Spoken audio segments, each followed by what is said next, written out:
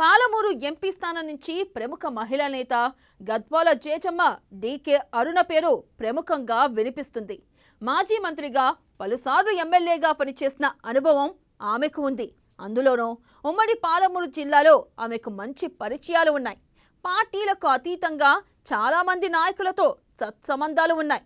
గత ఎన్నికల్లో మహబూబ్ నగర్ స్థానం నుంచి పోటీ చేసిన డీకే అరుణ గట్టి పోటీయే ఇచ్చారు. ఒక దశలో గెలుపు దగ్గర దాకా వచ్చిన దురదృష్టం ఆమెను వెంటాడింది. అయినప్పటికీ ఏమాత్రం నీర్సిచ్చిపోకుండా ప్రజల్లోనే ఉన్నారు అరుణమ్మ.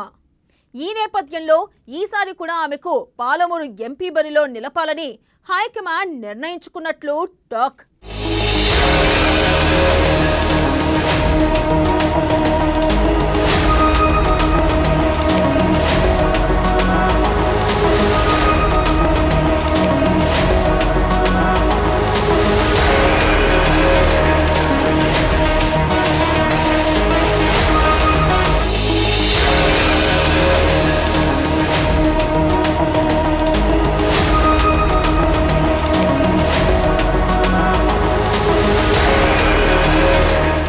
సామాజికంగా ఆర్థికంగా చూసుకున్న డీకే అరుణ కుటుంబానికి పాలమూరు రాజకీయాలపై గట్టి పట్టుంది.